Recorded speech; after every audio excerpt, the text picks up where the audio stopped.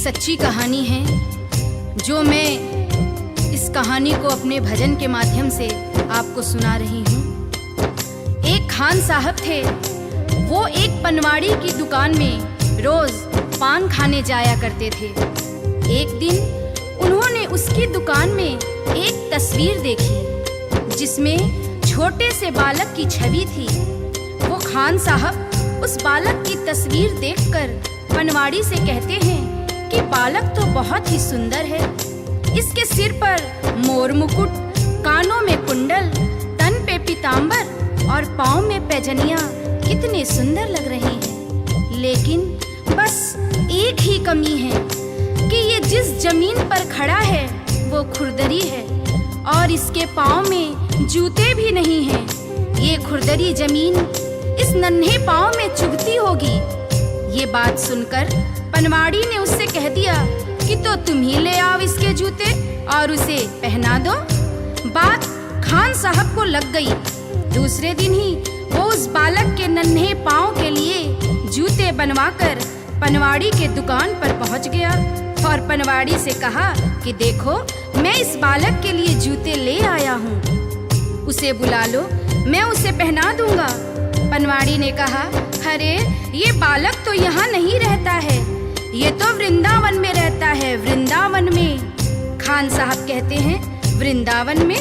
वो कहता है, हाँ, ये तो वृंदावन में रहते हैं। तो खान साहब कहते हैं, चलो वृंदावन में ही पहना देंगे, लेकिन जरा उसका नाम और पता तो बता दो। तो पनवाड़ी कहता है कि खान साहब, वृंदावन में जाकर किसी से भी पूछ लेना कि श्याम कहाँ रहता है, तो सभी बता देंगे। अब वो खान साहब वृंदावन पहुंच जाते हैं और हाथों में पादुका लेकर किस तरह से श्याम को ढूंढ रहे हैं।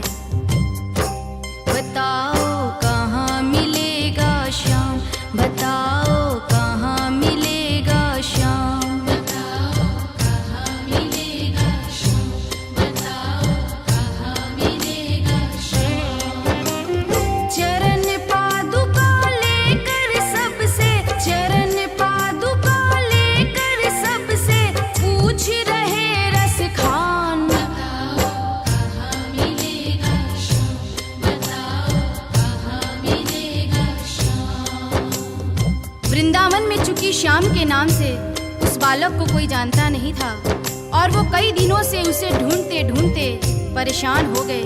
आखिर एक सज्जन व्यक्ति जो उनको कई दिनों से देख रहा था और अपने पास बुलाकर पूछता है कि अरे भाई, तुम किस श्याम को ढूंढ रहे हो? उसका हुलिया मुझे भी तो बताओ ताकि मैं तुम्हारी कुछ मदद कर सकूं। तो खान साहब श्याम के रूप का वर्णन करते हैं, सुनिएगा। वो नन्हा सा बालक है, सांवली सी सूरत है, बाल घुंघराले उसके, पहनता मोर मुकुट है, बाल घुंघराले उसके, पहनता मोर मुकुट है, नैन उसके कजरारे, हाथ नन्हे से प्यारे, बांधे पैजनिया पग में, बड़े दिलकश है नजारे, बांधे पैजनिया पग में, बड़े दिलकश है नजारे। घायल कर देती है दिल को, घायल कर देती है दिल को उसकी एक मुस्कान, बताओ कहाँ मिलेगा श्याम, बताओ कहाँ मिलेगा श्याम। श्याम की जो छवि खान साहब उस सज्जन को बताते हैं, उसे सुनकर वो सज्जन को पता चल जाता है कि ये खान साहब किसे ढूंढ रहे हैं और वो उसे समझाते हैं। समझ में आया जिसका पता तू पूछ रहा है, वो है बांके बिहारी जिसे तू ढूंढ रहा है, वो है बांके बिहारी जिसे तू ढूंढ रहा है। कहीं वो श्याम कुहाता, कहीं वो कृष्ण मुरारी, कोई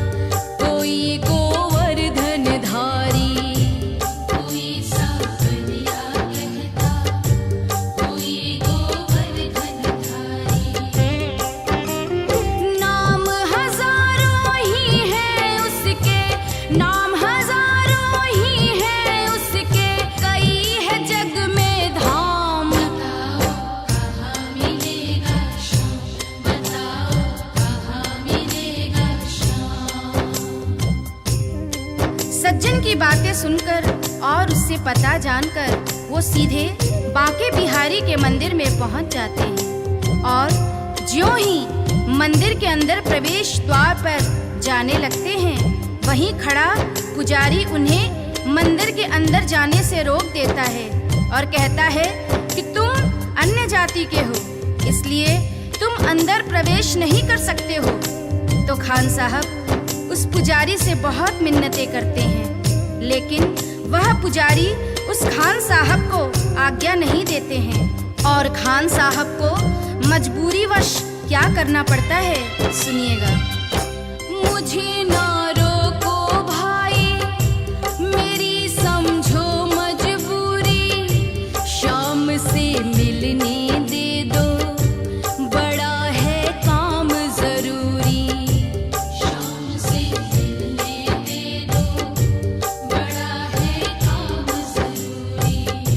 सीढ़ियों पर मंदिर के डाल कर बैठा डेरा, कभी तो घर से बाहर शाम आएगा मेरा, कभी तो घर से बाहर शाम आएगा मेरा। इंतजार करते करते ही, इंतजार करते करते ही सुबह से हो गई शाम। बताओ कहाँ मिलेगा शाम, बताओ कहाँ मिलेगा शाम।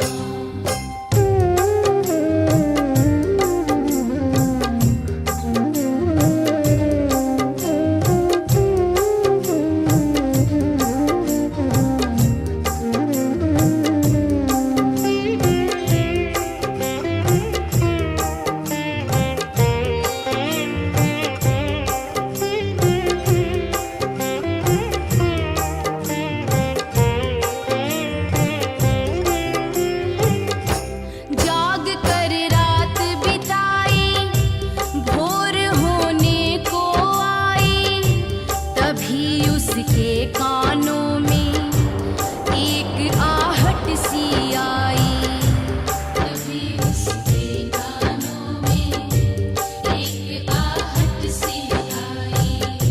वो आगे पीछे देखे, वो देखे दाएं बाएं, वो चारों ओर ही देखे, नजर ना कोई आए।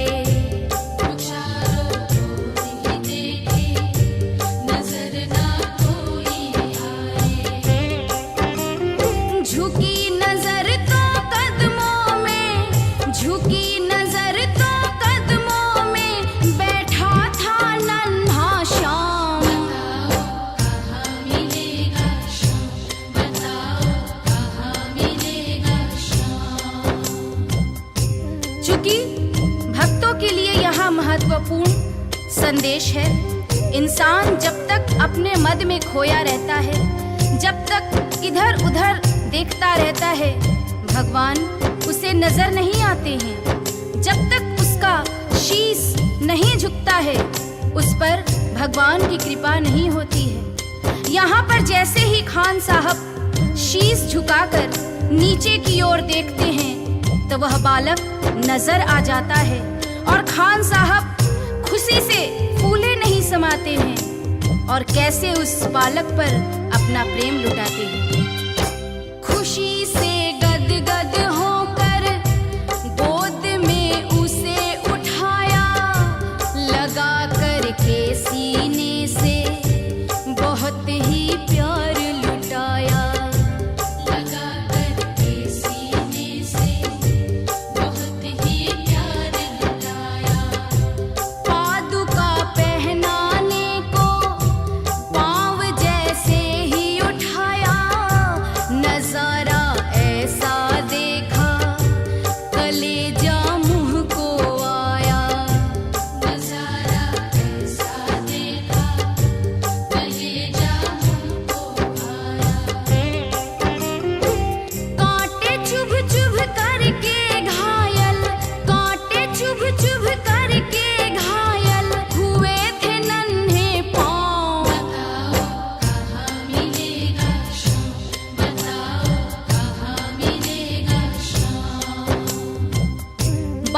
नन्हे नन्हे पांव कांटे चुभ चुभ कर छलनी हो जाते हैं, जिसे देखकर खान साहब का हृदय रोने लगता है और उनके आंखों में आंसू आ जाते हैं। वो सोचते हैं कि तस्वीर देखकर मुझे जिस बात का डर था वही हो गया है।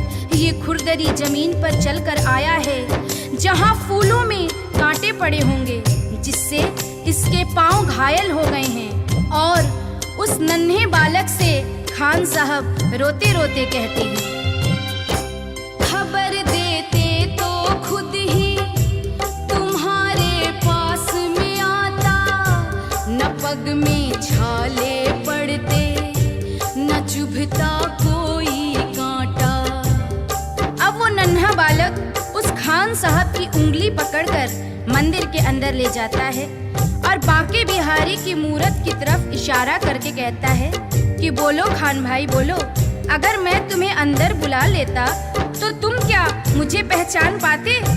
क्या तुमने यही मूरत अपने दिल में मेरे लिए बसाई थी? क्या तुम मुझे पहचान पाते? नहीं पहचान पाते ना? इसलिए ही छवि जैसी तू मेरी बसा के दिल में लाया, उसी ही रूप में तुझसे यहाँ मैं मिलने आया, उसी ही रूप में तुझसे यहाँ मैं मिलने आया। गोकुल से मैं पैदल आया, गोकुल से मैं पैदल आया, तेरे लिए ब्रजधाम। बताओ कहाँ मिलेगा श्याम, बताओ कहाँ मिलेगा श्याम। ये कटु सत्य है। गीता, रामायण, महाभारत कहीं भी पढ़ लीजिए, भगवान को हम जिस रूप में देखते हैं उसी रूप में वो हमें दर्शन देते हैं। जैसे कि द्रौपदी ने कृष्ण से कहा कि तुमने मेरा चीर बढ़ाने में इतनी देरी क्यों की? तो कृष्ण ने कहा कि दोष मेरा नहीं है द्रौपदी, दोष तुम्हारा है। द्रौपदी, मैं तो तुम्हारे पास ही खड़ा था, तुमने पुकारा ही नहीं। तुमने तो द्वारिकाधीश मेरी लाज बचाओ कहकर पुकारा, इसलिए मुझे द्वारका जाना पड़ा और तुम्हारे पास आने में मुझे वक्त लग गया। अगर तुम मुझे भैया कहकर बुलाती तो मैं तो तुम्हारे पास ही खड़ा था द्रौपदी।